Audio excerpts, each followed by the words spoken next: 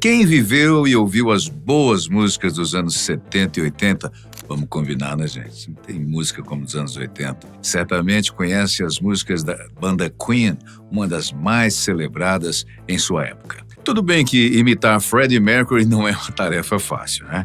Mas cantarolar as suas músicas ainda é costume dos fãs de Will Rock You, Love of My Life, We Are the Champions, grandes sucessos inesquecíveis da banda.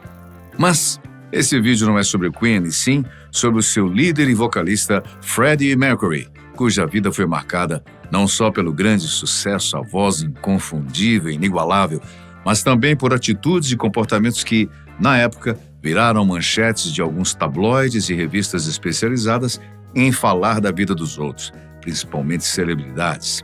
E há mais, revelações que se tornaram quase uma bomba logo depois que a primeira biografia do cantor Freddie Mercury, a biografia definitiva, escrita por Leslie Ann Jones, uma apresentadora e escritora britânica, foi lançada em 1997, 6 anos após a morte do cantor. Jones acompanhou a turnê da banda por alguns meses e pôde não só se atentar ao magnífico trabalho de seus integrantes, como também entrevistar todos eles, além de pessoas próximas que faziam parte do círculo profissional e pessoal de Freddie Mercury, objeto de interesse do livro. Todas as informações que ela traz na obra, portanto, foram adquiridas em primeira mão e não por meio de biógrafos aventureiros. Alguns tópicos causaram impacto e polêmica na época, pois ali estava sendo mostrado um retrato íntimo e humano de Freddie. A escritora não se prendeu apenas à persona artística e extravagante do palco. Ela expôs as inseguranças, a solidão e os dilemas do cantor, desconstruindo aquela imagem mítica e mostrando o verdadeiro homem por trás da lenda. Na área da sexualidade, Jones abordou de forma aberta e direta a vida amorosa de Freddie, seus relacionamentos com homens e mulheres e como ele transitava entre esses universos. Para alguns leitores, isso foi visto como invasivo, enquanto para outros foi revelador, já que até então ainda existia muito tabu e mistério em torno desse aspecto da vida do artista. Jones apresentou um Freddie Mercury como alguém dividido entre dois polos. De um lado, a busca por pertencimento, raízes e segurança emocional. Do outro, uma ânsia quase visceral por uma liberdade absoluta, sem amarras, sem explicações e sem limites. Nascido em Zanzibar, na Tanzânia, criado em internatos indianos e depois expatriado na Inglaterra, Freddie nunca pareceu se sentir de um lugar só. Segundo a autora, havia nele o desejo de ser aceito, de ter uma tribo onde ele coubesse, mas, ao mesmo tempo, vinha a recusa em se deixar reduzir a rótulos culturais, étnicos ou religiosos. As suas relações mais marcantes, como a que teve com Mary Austin e depois com Jim Hutton, revelam esse paradoxo. Ele queria o aconchego de uma família formada por ele mesmo, mas, simultaneamente, precisava da liberdade de viver experiências fora desse núcleo, entregando-se a aventuras e excessos. Ainda segundo a biografia, não é exagero dizer que Freddie, apesar de suas performances nos palcos, escondia um ser bastante tímido, com sérios problemas afetivos e que às vezes se deixava envolver por pessoas que, no fundo, não queriam vê-lo bem. Pelo contrário, qualquer pessoa famosa tem em seu círculo alguém que não a vê com bons olhos. A maioria das pessoas possui em sua convivência outra pessoa que não vai com a sua cara. Agora, imagine isso nos meios de convívio de gente famosa. Invejosos e ciumentos aos montes, ainda mais entre celebridades. E são essas pessoas que normalmente agem de forma negativa com a outra. Um exemplo clássico na vida de Mercury foi um dos seus assistentes pessoais, Paul Prenter, que quase arruinou a carreira do vocalista e dos demais membros da banda. Prenter era DJ em uma rádio na Irlanda do Norte, quando conheceu Freddie num bar, 1975. 2 anos depois, tornou-se o seu empresário. Embora o relacionamento dos dois parecesse ser estritamente profissional por cerca 5 anos, até 1982, há rumores de que eles também tiveram um relacionamento sexual. Essa relação íntima teria sido usada por Prenter para chantagear Mercury, que ainda não tinha assumido publicamente a sua sexualidade. A influência de Prenter estendeu-se para além da vida pessoal de Mercury, afetando negativamente a dinâmica da banda Queen. Os outros membros da banda, Brian May e Roger Taylor, não gostavam de Prenter. Eles acreditavam que ele incentivava o estilo de vida excessivo e louco de Freddie e o culpavam pelas mudanças na sonoridade da banda, especialmente no álbum Hot Space, que não os agradou. A sua presença tornou-se um ponto de discórdia dentro do grupo. A relação profissional e pessoal entre os dois terminou de forma brusca e conflituosa, depois que Prenter organizou uma grande festa na casa de Mercury sem a sua permissão. Fred então ficou extremamente chateado e a discussão acalorada que se seguiu culminou na demissão de Prenter por parte do vocalista do Queen. Em retaliação, Prenter ameaçou vingar-se e cumpriu a promessa. Esse ato de traição foi devastador para o vocalista.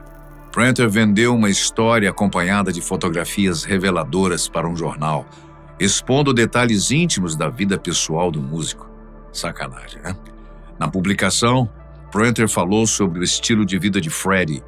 Alegou que ele teria dormido com centenas de homens e revelou que 2 de seus ex-parceiros haviam morrido devido a AIDS.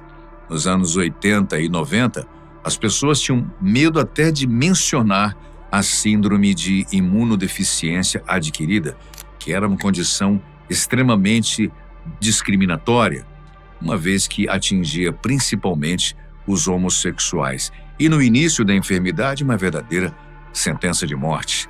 Para Freddie, ver a sua vida privada exposta a milhões de pessoas pelas mãos de alguém que foi seu amante, empresário e amigo, foi um golpe muito duro. Devido a essa traição, Prenter ficou conhecido como o Judas de Freddie Mercury. Por uma ironia amarga do destino, Prenter morreu em agosto de 91, 3 meses antes de Freddie, vítima da AIDS. Segundo os familiares de Prenter, ele teria exposto o cantor para se vingar, já que a sua demissão não tinha mais condições de pagar pelo tratamento da doença, muito caro à época e ainda paliativo. Freddie era alguém que gostava de brilhar. Contudo, como já dito, ele também amava seu metro quadrado, o seu lar, a sua noiva Mary Austin, a sua privacidade. Contudo, ele era uma celebridade e, como tal, estava constantemente sob os holofotes e na mira das lentes dos paparazzi, os profissionais que ele abominava. Lembre-se que famosos como a princesa Diana morreram justamente tentando evitar aqueles fotógrafos invasivos, e a profissão, de modo geral, é vista com terríveis olhos pelos famosos. A obra de Jones também trouxe reflexões de como Freddie lidou com a sua doença e sobre o pacto de silêncio que o cercou nos seus últimos anos. Isso mexeu muito com a memória dos fãs e levantou discussões sobre homofobia e estigma social nos anos 80 e 90. Mas, se pensa que a coisa acabou por aqui, espere mais um pouco, pois novidades surgiram muito recentemente. Há pouco tempo, a escritora recebeu um telefonema pra lá de curioso. Uma pessoa que pediu para não ser identificada, referida pela escritora como B, tinha mais informações sobre Mercury que seriam de interesse para Jones. Segundo a informante e a própria escritora, ela se tratava da filha de Freddie Mercury. Mas como assim? Freddie Mercury teve uma filha? Ao que tudo indica, parece que sim. Tá, mas por que ela foi escondida dos fãs? Bem, segundo Jones, conta em seu novo livro, Com Amor, Freddie, a vida e o amor secreto de Freddie Mercury. B nasceu por volta de 1976, não por Mary Austin, e sim por uma mulher que Freddie conheceu, não se sabe como, numa época em que ambos passavam por dificuldades em suas respectivas relações. Freddie ainda não havia assumido a sua bissexualidade e muito menos havia sido exposto por Prenter. O livro recente nasceu do encontro da escritura com essa suposta filha, que hoje é médica e não expôs publicamente o seu verdadeiro pai até agora. Em seus documentos consta o nome de outra pessoa, mas a escritora também não entrou em detalhes sobre isso. O fato é que, além dessa conversa, Leslie Ann Jones teve acesso a um diário escrito pelo próprio Mercury, onde há revelações riquíssimas sobre a sua vida pessoal. Freddie teria começado esse diário em meados dos anos 70, escrevendo nele até pouco antes de falecer. Além das várias anotações sobre a banda e o seu cotidiano, nesse diário Mercury não deixou de falar sobre algo praticamente inédito, mas traumático em sua biografia. Quando mais novo, ainda morando em Zanzibar com a família, Freddie foi transferido para um colégio particular a fim de continuar os seus estudos. Lá, segundo ele próprio, teria sido abusado sexualmente por um professor, mais de uma vez. Ele jamais tocou nesse assunto com a sua família, mas carregou esse trauma até a sua morte, juntamente com a infidelidade que guardou consigo. Quanto ao professor, nunca foi punido por isso, mesmo porque Freddie não tinha coragem para denunciá-lo.